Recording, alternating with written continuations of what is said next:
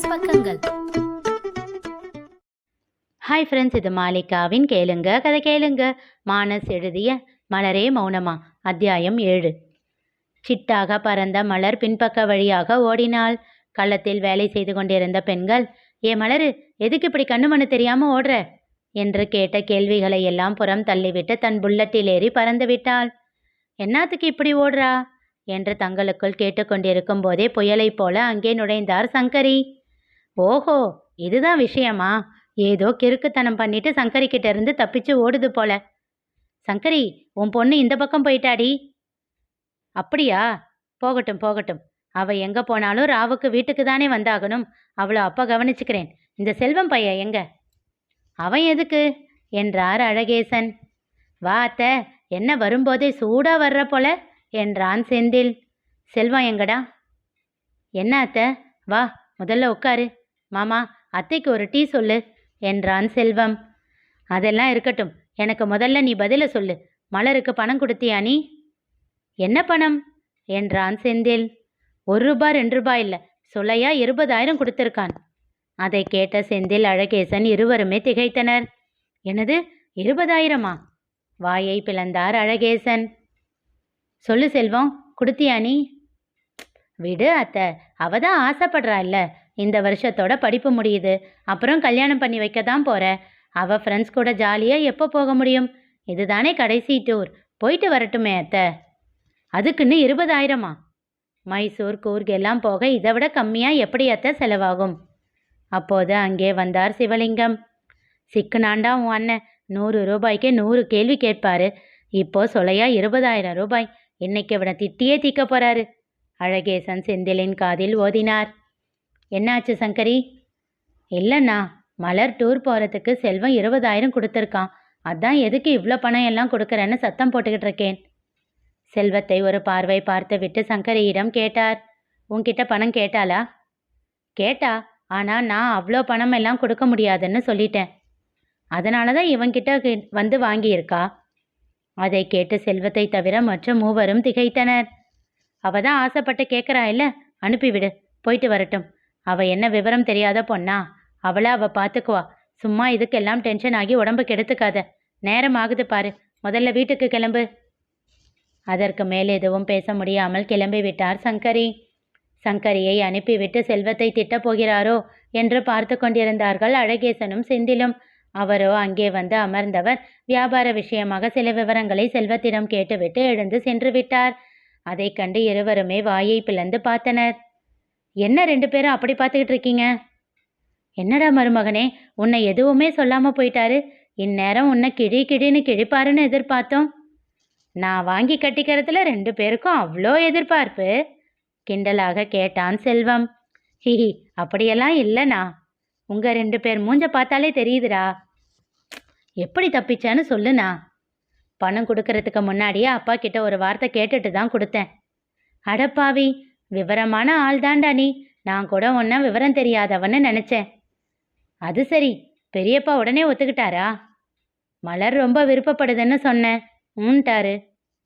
மலர் மேலே கொஞ்சம் பிரியம் அதிகம் இல்லை, அதான் போனா போகுதுன்னு ஒத்துக்கிட்டு இருந்திருப்பாரு, செந்தில் கூறினான். அது ஏன் அவ மேலே பிரியம்னு சொல்லு, அழகேசன் கேட்டார். ஏன், அப்பா இல்லாத பொண்ணுன்னா? செந்தில் கேட்டான். அதெல்லாம் ஒன்றுமில்லை, அவரோட ஆசை பையனுக்கு பொண்டாட்டியா ஆக போறா இல்லை, எல்லாம் அந்த பாசம்தான். இருந்தாலும் இருக்கும், சந்தேகமெல்லாம் இல்லடா, அதுதான் நிஜம். செல்வம் புன்னகைத்தான். எதுக்கு நான் சிரிக்கிற? சீரியலை பார்த்துட்டு கதை பேசுகிற பொம்பளைங்க தோத்தாங்கடா உங்ககிட்ட. போய் வேலையை பாருங்க 2 பேரும், தேவையில்லாததெல்லாம் பேசிக்கிட்டு. இருவரும் வாயை மூடிக்கொண்டு சென்று விட்டார்கள். டேய், எனக்கு ஒரு டவுட்டு, மெல்லிய குரலில் செந்திலிடம் கேட்டார் அழகேசன். என்ன டவுட்டு? இவன் உண்மையிலேயே மனுஷன்தானா இல்லை ரோபோவா? எதுக்காச்சும் அதிகமாக சந்தோஷப்படுறானா இல்லை எதுக்காச்சும் அதிகமாக கோபம், வருத்தம், பொறாமை? இவன் மட்டும் எப்படிடா இப்படி இருக்கான்? அண்ணன் இப்படி இருக்கிறதுனால தான் குடும்பத்தில் எந்த பிரச்சனையும் வர்றதில்லை. என்னைக்காச்சும் அதுக்கு கோபம் வந்தா அன்னைக்கு நாங்கள் எல்லாம் என்ன ஆவோமோ? நீ வாயை வச்சுக்கிட்டு சும்மா இரு மாமா. அது சரி, அவன்கிட்ட அடி வாங்கின அனுபவம் இருக்குல்ல உனக்கு? கிண்டலாக கேட்டு சிரித்தபடி சென்றார் அழகேசன். அவரை தீயாக முறைத்தான் செந்தில். 2 நாட்களில் பெண் வீட்டிலிருந்து தகவல் வந்தது. வேறு இடம் ஒன்று வந்ததாகவும் அதனை முடித்து கொள்ளப் போவதாகவும் அவர்கள் சொல்லிவிட தங்கமணிதான் புலம்பி தீர்த்து விட்டார். அந்த பையன் இவனை விட அதிகமாக படிச்சிருக்கானாம். அதனால அவங்க பொண்ணு அந்த பையனை பிடிச்சிருக்குன்னு சொல்லிடுச்சாம். அப்பவே தலைப்பாட அடிச்சுக்கிட்டேன். படிடா படிடான்னு கேட்டானா இப்போ என் உயிரை வாங்கிட்டு இருக்கான். சிவலிங்கம் எப்போதும் போல் கத்தி கொண்டிருந்தார். இந்த இடம் எப்படியும் முடிஞ்சிடும்னு நான் கூட ஆசையா இருந்தேங்க. அமுதா அறையில் சண்முகத்திடம் புலம்பினார். அவனுக்குன்னு ஒரு பொண்ணு பிறக்காமலா இருந்திருப்பா? அதுக்குள்ள என்ன அவசரம்? எதுக்கு எல்லாரும் அவனை போட்டு டார்ச்சர் பண்ணிக்கிட்டு இருக்கீங்க? படிச்சிருந்தா மட்டும் பொண்ணுங்க கியூவில் வந்து நின்றுடுவாங்களா? படிச்சுட்டு எதுக்கு வியாபாரம் பார்க்கணும்னு கேட்பாங்க. வேலைக்கு போகிற பையன்தான் வேணும்னு சொல்லுவாங்க. அவனை தட்டி கடிக்கிறதுக்கு அவங்களுக்கு ஒரு சாக்கு. இது புரியாமல் எல்லாரும் அவனை குறை சொல்லிக்கிட்டு என்றார் கொஞ்சம் கோபமாக. நான் என்ன குறை சொன்னேன்? முடிஞ்சிடும்னு நினச்சேன்னு தானே சொன்னேன். அது தப்பா? பதிலுக்கு கணவரிடம் கோபமாக சொல்லிவிட்டு சென்றார் அமுதா. செல்வத்தை காண வந்தாள் மலர். மாமா. மாமா சொல்லுடி, உனக்கு வருத்தமாவே இல்லையா? கணக்கு புத்தகத்தில் இருந்த பார்வையை நிமிர்த்தி அவளை பார்த்தான். அன்னைக்கு என்ன கேட்டியே, ஏன் அந்த பொண்ணுக்கிட்ட எதுவும் கேட்கலன்னு? இப்போ புரியுதா? கேட்டிருந்தாலும் வேஸ்ட்டு தான்னு. அதனால தான் கேட்கல. நான் என்ன கேட்குறேன், நீ என்ன சொல்கிற? ஒரு வேளை நீ கேட்டிருக்கணுமோ என்னமோ. நீ கேட்காததுனால உனக்கு அவங்கள பிடிக்கலன்னு நினச்சிட்டாங்க போல. அதுக்கு நான் என்ன பண்ண முடியும்? நீ இன்னும் கொஞ்சம் மாறணும் மாமா. இல்லைனா எந்த பொண்ணும் ஓகே சொல்லாது. அவளை அழுத்தமாக பார்த்தான் செல்வம். ஏன் மாமா அப்படி பார்க்குற? என் கல்யாணம் தள்ளி போக போக உன் கல்யாணம் லேட் ஆகுதுன்னு யோசிக்கிறியா மலரு? கவலைப்படாத. அப்பா சேகர்கிட்ட முன்னாடியே பேசிட்டாரு. அவன் இந்த வருஷம் வரைக்கும் டைம் கேட்டிருக்கான். எனக்கு கல்யாணம் முடியுதோ இல்லையோ உங்கள் கல்யாணத்தை முடிக்க சொல்லிடுறேன் அப்பா கிட்ட. சரியா? மலரின் கண்களில் முணுக்கென கண்ணீர் துளி வெளிப்பட்டது. எதுவும் பேசாமல் எழுந்து சென்று விட்டாள். தோட்டத்தில் வந்து நின்றவள் அங்கே வேலை செய்து கொண்டிருந்தவர்களிடம் 1000 குறைகளை கண்டுபிடித்து திட்டிக் கொண்டிருந்தாள். அவர்கள் தங்களுக்குள் முணுமுணுத்து கொண்டு கடுப்போடு வேலை செய்து கொண்டிருந்தார்கள். இதையெல்லாம் மேலே தன் அறையின் பலகனியிலிருந்து பார்த்து கொண்டிருந்த செல்வத்தின் இதழில் புன்னகை அரும்பியது. மலரே. அவள் திரும்பவே இல்லை. ஏய், தம்பி கூப்பிடுறது காதில் விழலையா உனக்கு? எல்லாம் எனக்கு தெரியும், உங்கள் வேலையை பாருங்க. அவளை முறைத்தபடி வேலையை தொடர்ந்தார்கள். மீண்டும் அழைத்தான் அவன். இப்போது நிமிர்ந்த அவனை பார்த்து முறைத்தாள்.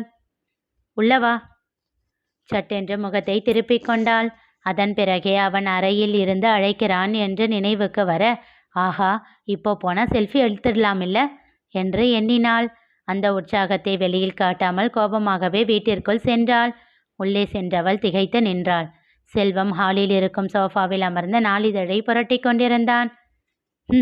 அதானே பார்த்தேன், ஆள் எவ்வளோ உஷாரு என்று தனக்குள் சொல்லிக்கொண்டு அவன் அருகில் சென்று அமர்ந்தாள்.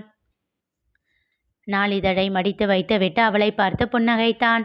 அவளோ அவன் பக்கம் திரும்பாமல் என்று முகத்தை வைத்து கொண்டாள். மலரு, எங்க பாரு. என்ன? என்ன பார்க்க மாட்டியா? அவள் அமைதியாகவே இருந்தாள். சரி, நான் பேசினது தப்பு தான், சாரி. என்ன வேணும்னாலும் பேசிட்டு சாரி கேட்டால் சரியா போச்சா? இப்போதும் அவன் முகம் பார்க்காமலேயே கூறினாள். சில நிமிடங்கள் அமைதியாக இருந்தான் செல்வம். பிறகு அவள் கையை எடுத்து தன் உள்ளங்கைக்குள் வைத்தான். தப்புதான், இனி உன்கிட்ட அப்படி பேச மாட்டேன், சரியா? எப்பவும் போல இல்லாமல் இந்த பொண்ணை கொஞ்சம் பிடிச்சிருந்தது மலரு. நான் கூட எப்படியும் ஃபிக்ஸ் ஆகிடும்னு நினச்சேன். ஆனால் இப்படி ஆனதும் கொஞ்சம் வருத்தமாக போயிடுச்சு. நானே அப்படி இருக்கும்போது காலையிலிருந்து எல்லாரும் துக்கம் விசாரிக்கிற மாதிரி கேட்டுக்கிட்டு இருக்கவும் கொஞ்சம் டென்ஷனில் இருந்தேன். நீயும் அப்படி பேசவும் என் கோபத்தை அப்படி காட்டிட்டேன், சாரி. அவள் திரும்பி அவனை பார்த்தாள்.